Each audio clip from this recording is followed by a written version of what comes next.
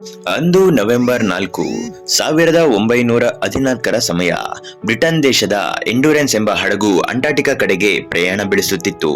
ಈ ಹಡಗಿನಲ್ಲಿ ಸುಮಾರು 28 ಜನರು ಪ್ರಯಾಣ ಮಾಡುತ್ತಿದ್ದರು ಮತ್ತು ಇದರ ನೇತೃತ್ವವನ್ನು ಸರ್ ಅರ್ನೆಸ್ಟ್ ಶಾಕಲ್ಟನ್ ಎಂಬ ಪರಿಶೋಧಕ ವಹಿಸಿದ್ದರು. ಇವರ ಮಹತ್ವಾಕಾಂಕ್ಷೆಯ ಯೋಜನೆ ಎಂದರೆ ಇತಿಹಾಸದಲ್ಲಿ ಯಾರು ಮಾಡದ ಕೆಲಸವನ್ನು ಮಾಡುವುದು, ಪಾದಯಾತ್ರೆಯ ಮೂಲಕ ಇಡೀ ಅಂಟಾರ್ಟಿಕಾ ಖಂಡವನ್ನು ದಾಟುವುದು. ಅಂದು ಯಾವುದೇ ಆಧುನಿಕ ತಂತ್ರಜ್ಞಾನವಾಗಲಿ, ಸ್ಮಾರ್ಟ್ಫೋನ್ಗಳಾಗಲಿ, GPS ಆಗಲಿ ಯಾವುದು ಕೂಡ ಡಿವೈಸಸ್ ಇರಲಿಲ್ಲ. ಈ ಘನಕೃತ್ಯ ಖಂಡವನ್ನು -50°C ತಾಪಮಾನದಲ್ಲಿ ಭೀಕರ ಹಿಮ ಬಿರುಗಾಳಿಗಳ ನಡುವೆ ಉತ್ತರದಿಂದ ದಕ್ಷಿಣದವರೆಗೆ ಪಾದಯಾತ್ರೆ ಮುಖಾಂತರ ದಾಟುವುದು ಇವರ ಉದ್ದೇಶವಾಗಿತ್ತು. ಅವರ ಯೋಜನೆಯು ವೆಡ್ಡಲ್ ಸಮುದ್ರದ ಮೂಲಕ ಹಡಗಿನಲ್ಲಿ ಅಂಟಾರ್ಟಿಕಾ ತೀರಕ್ಕೆ ತಲುಪಿ ಅಲ್ಲಿಂದ ದಕ್ಷಿಣ ಧ್ರುವಕ್ಕೆ ನಡೆದು ಆ ನಂತರ ರಾಸ್ ಸಮುದ್ರವರೆಗೂ ಪಾದಯಾತ್ರೆ ಮಾಡುವುದಾಗಿತ್ತು.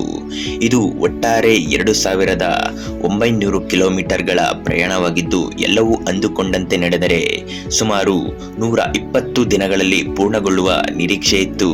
ಆದರೆ ಈ ಯೋಜನೆ ಎಷ್ಟು ಭಯಾನಕವಾಗಿ ವಿಫಲವಾಗುತ್ತೆ ಎಂದು ಶಾಕಲ್ಟನ್ಗೆ ಆಗ ತಿಳಿದಿರಲಿಲ್ಲ.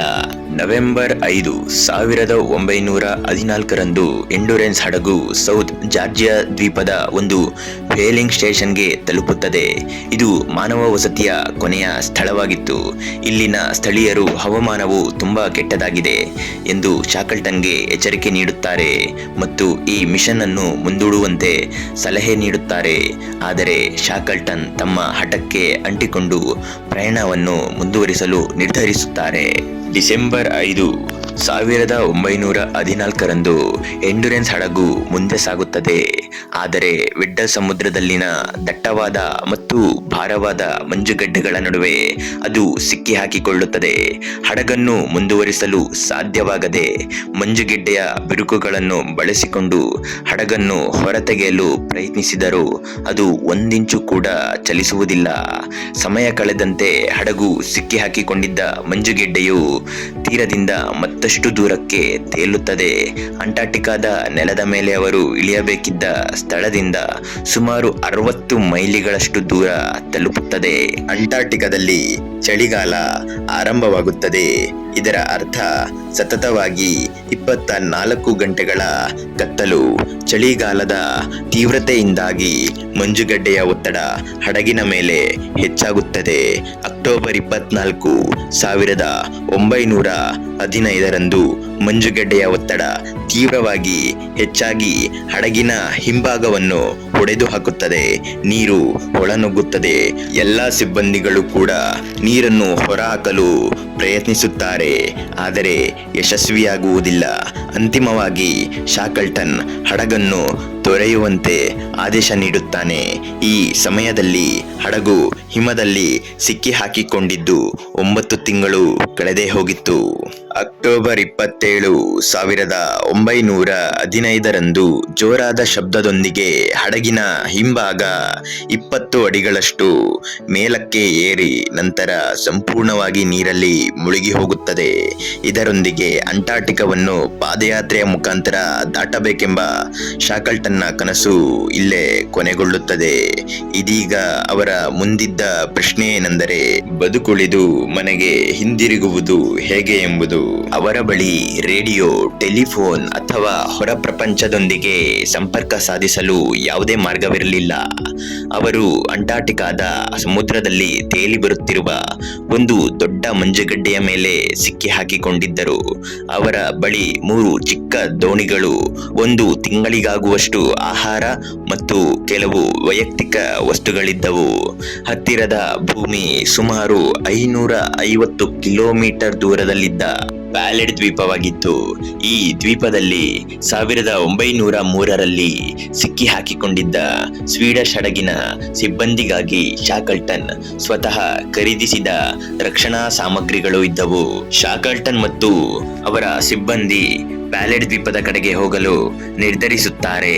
ಅವರು ಸ್ಲೆಡ್ಜ್ಗಳಲ್ಲಿ ತಮ್ಮ ಸಾಮಾನುಗಳನ್ನು ಎಳೆದುಕೊಂಡು ಹೋಗಲು ಪ್ರಾರಂಭಿಸುತ್ತಾರೆ.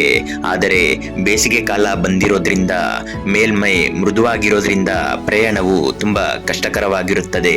3 ಗಂಟೆಗಳ ಕಷ್ಟದ ನಂತರ ಅವರು ಕೇವಲ 1 ಮೈಲಿ ದೂರ ಪ್ರಯಾಣಿಸಿರೋದನ್ನು ನೋಡುತ್ತಾರೆ. ಆದರೆ ಅವರು ತಾತ್ಕಾಲಿಕವಾಗಿ ಓಷನ್ ಕ್ಯಾಂಪ್ ಎಂದು ಹೆಸರಿಸಿದ ಸ್ಥಳದಲ್ಲಿ ಬೀಡು ಬಿಡಲು ನಿರ್ಧರಿಸುತ್ತಾರೆ. ನವೆಂಬರ್ 21, 1915ರಂದು ಎಂಡ್ಯೂರೆನ್ಸ್ ಹಡಗು ಸಂಪೂರ್ಣವಾಗಿ ನೀರಿನಲ್ಲಿ ಮುಳುಗಿ ಹೋಗುತ್ತದೆ. ಈ ದೃಶ್ಯವು ಸಿಬ್ಬಂದಿಯ ಮೇಲೆ ಆಳವಾದ ಭಾವನಾತ್ಮಕ ಪರಿಣಾಮ ಬೀರುತ್ತದೆ.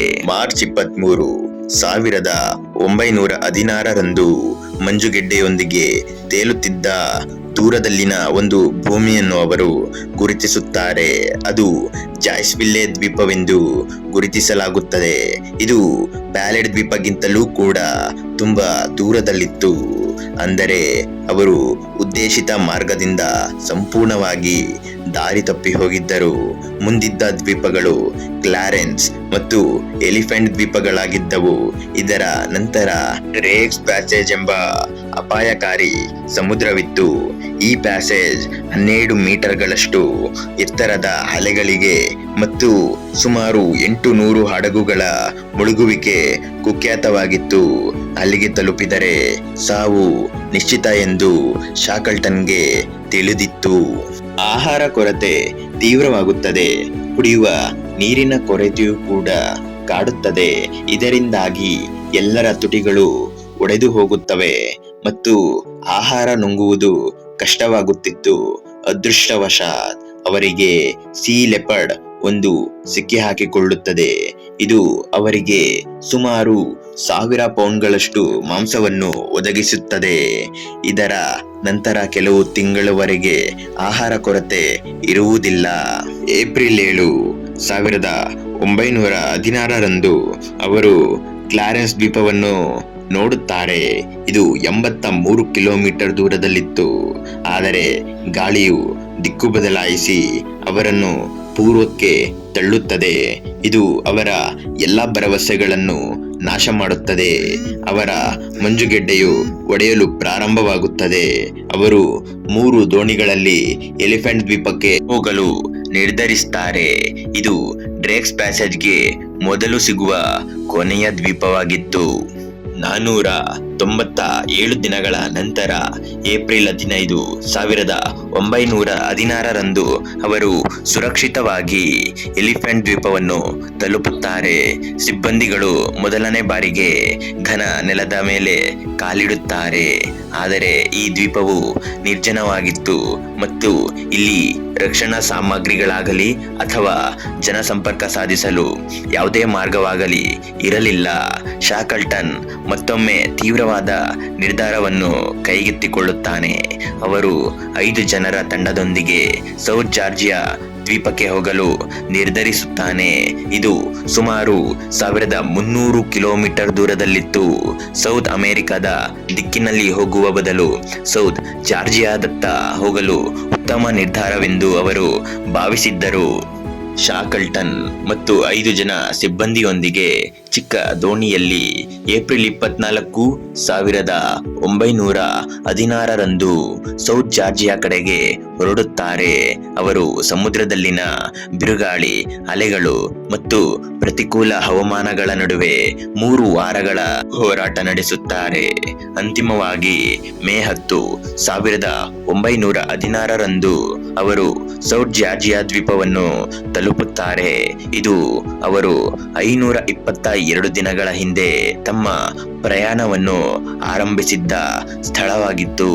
ಅವರು ತಲುಪಿದ ಸ್ಥಳವು ವೇಲಿಂಗ್ ಸ್ಟೇಷನ್ನಿಂದ ದ್ವೀಪದ ಇನ್ನೊಂದು ಭಾಗವಾಗಿತ್ತು.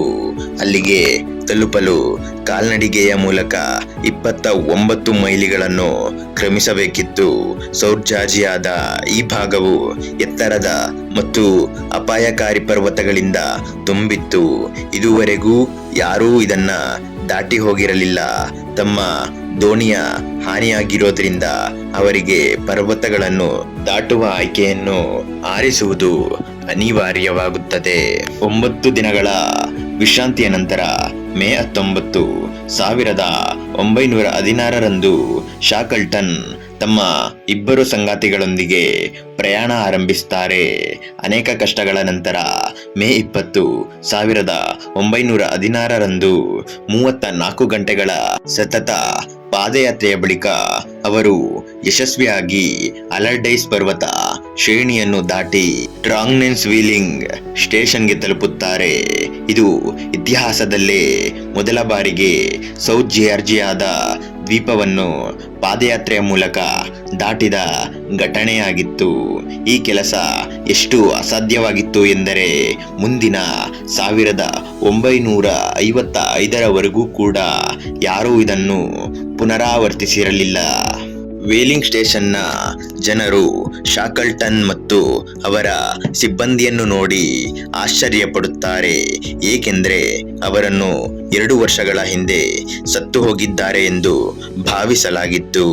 ಶಾಕಲ್ಟನ್ ತಕ್ಷಣವೇ ಎಲಿಫೆಂಟ್ ದ್ವೀಪದಲ್ಲಿ ಸಿಕ್ಕಿಹಾಕಿಕೊಂಡಿದ್ದ ಉಳಿದ 22 ಸಿಬ್ಬಂದಿಯನ್ನು ರಕ್ಷಿಸುವ ಬಗ್ಗೆ ಯೋಚಿಸುತ್ತಾರೆ. ಹಲವಾರು ವಿಫಲಗಳ ಪ್ರಯತ್ನಗಳ ನಂತರ ಅವರು ಚೀಲಿಯ ಸರ್ಕಾರದ ಯುಕೋ ಎಂಬ ಹಡಗಿನ ಸಹಾಯದಿಂದ ಆಗಸ್ಟ್ 30, 1916ರಂದು ಎಲಿಫೆಂಟ್ ದ್ವೀಪವನ್ನು ತಲುಪುತ್ತಾರೆ. ಅಲ್ಲಿ ಅವರಿಗೆ ಕಂಡ ದೃಶ್ಯವು ಅವರನ್ನು ಆಶ್ಚರ್ಯಗೊಳಿಸುತ್ತದೆ, ಏಕೆಂದರೆ ಎಲ್ಲ 22 ಸಿಬ್ಬಂದಿಗಳು ಕೂಡ ಜೀವಂತವಾಗಿದ್ದರು. ಶಾಕಲ್ಟನ್ ಹೊರಟು ಹೋದ ನಂತರ ಫ್ರಾಂಕ್ ವೈಲ್ಡ್ ಎಂಬ ಸಿಬ್ಬಂದಿ ಉಳಿದವರ ನಾಯಕತ್ವವನ್ನು ವಹಿಸಿಕೊಂಡಿದ್ದರು. ಅವರು ಒಂದು ಆಶ್ರಯವನ್ನು ನಿರ್ಮಿಸಿ ಪೆಂಗ್ವಿನ್ ಮತ್ತು ಸೀಲ್ಗಳನ್ನು ಬೇಟೆಯಾಡಿ ಹಸಿವನ್ನು ನೀಗಿಸಿಕೊಳ್ಳುತ್ತಿದ್ದರು. ಫ್ರಾಂಕ್ ಪ್ರತಿದಿನ ಬೆಳಿಗ್ಗೆ, ನಾಳೆ ಬಾಸ್ ಬರಬಹುದು, ನಿಮ್ಮ ಸಾಮಾನುಗಳನ್ನು ಸಿದ್ಧಪಡಿಸಿಕೊಳ್ಳಿ ಎಂದು ಹೇಳುತ್ತಿದ್ದರು. ಇದರಿಂದ ಎಲ್ಲರೂ ಭರವಸೆಯಿಂದ ಇರುತ್ತಿದ್ದರು. 4 ತಿಂಗಳ ಕಾಲ ನಂತರ ಎಕೋ ಹಡಗು ಕಾಣಿಸಿಕೊಳ್ಳುತ್ತದೆ ಮತ್ತು ಶಾಕಲ್ಟನ್ ಅವರನ್ನು ರಕ್ಷಿಸಲು ಬಂದಿರುವುದನ್ನು ಅವರು ನೋಡುತ್ತಾರೆ. 2 ವರ್ಷಗಳ ಕಾಲ ಮಂಜು, ಸಮುದ್ರ ಮತ್ತು ಪರ್ವತಗಳೊಂದಿಗೆ ಹೋರಾಡಿ ನಂತರ ಶಾಕಲ್ಟನ್ ಮತ್ತು ಅವರ ಎಲ್ಲ 27 ಸಿಬ್ಬಂದಿಗಳು ಸುರಕ್ಷಿತವಾಗಿ ಮನೆಗೆ ಹಿಂದಿರುಗುತ್ತಾರೆ.